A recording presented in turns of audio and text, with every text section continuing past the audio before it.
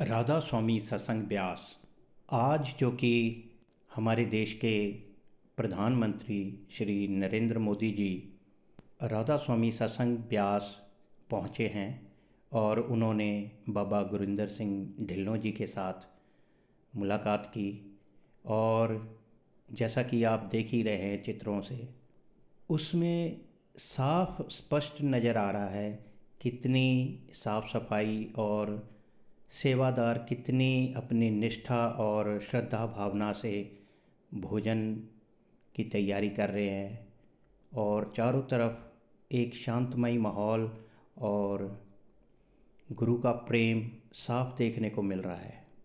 और इससे ये पता चलता है कि राधा स्वामी सत्संग ब्यास में कितना डिसिप्लिन, कितना लोगों का, संगत का अपने गुरु के प्रति श्रद्धा भावना है, प्यार है, वो साफ देखने को मिलता है। राधा स्वामी सत्संग ब्यास विश्व का सबसे बड़ा आध्यात्मिक केंद्र है।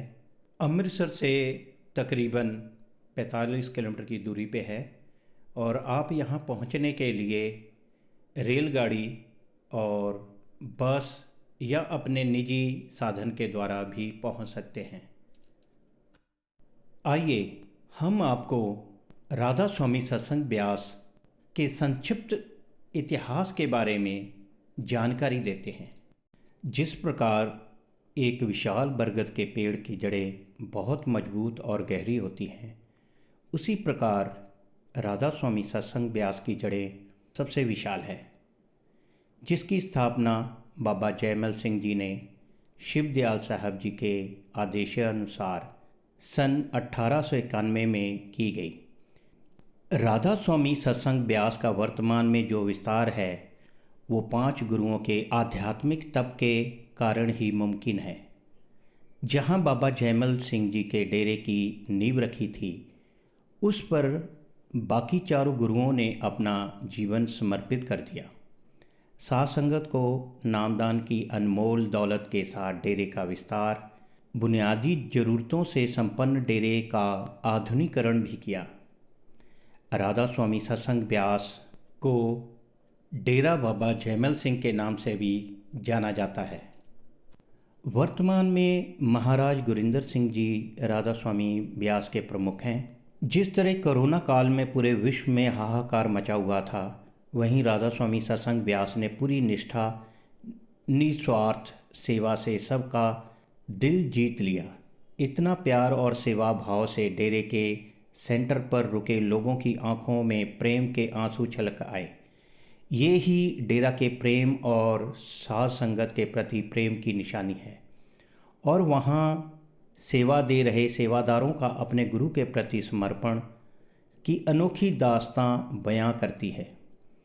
24 मार्च 2020 को जब पूरे देश में लॉकडाउन लगा तो ऐसा लगा पूरा देश थम सा गया है। जो प्रवासी मज़दूर जो दूसरे शहर से आए थे, उनके रहने और खाने की बड़ी समस्या थी। देश में जो प्रवासी मज़दूर के लिए भोजन की समस्या पूरे देश के सामने मुंह खोलकर खड़ी थी।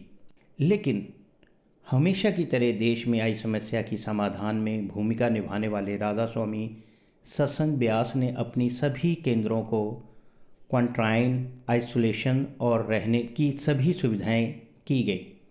राधा स्वामी सत्संग ब्यास के 19 राज्यों के 250 केंद्रों को सभी ज़रूरतमंद लोगों के लिए खोल दिया गया और पूरे प्रेम के साथ सरकार के साथ मिलकर पूरा योगदान दिया गया। राधा स्वामी सत्संग ब्यास शुरू से ही आगे रहा है। जब भी देश में प्राकृतिक विपदा आई है, डेरे के सभी गुरुओं ने देश की सेवा की एक मिसाल पैदा की है। हमेशा से ही ज़रूरतमंदों के लिए डेरे के द्वार खोल दिए गए, चाहे वो देश के विभाजन का समय हो या 2015 में नेपाल में आया भूकंप। राधा स्वामी सत्संग ब्यास ने पूरे प्रेम से देश की सेवा के लिए हर सेवादार ने अपना योगदान किया। इस तरह राधा स्वामी सत्संग ब्यास हमेशा से आगे रहा है। वहाँ के सेवादारों का अपने गुरु के प्रति प्रेम कहीं देखने को नहीं मिलता। आध्यात्मिक विकास के साथ साथ अच्छा इंसान बनने के लिए प्रेरित करना राधा स्वामी सत्संग ब्यास का कार्य रहा है। इसी निस्वार्थ प्रेम की वजह से राधा स्वामी सत्संग ब्यास को नमन करते हैं।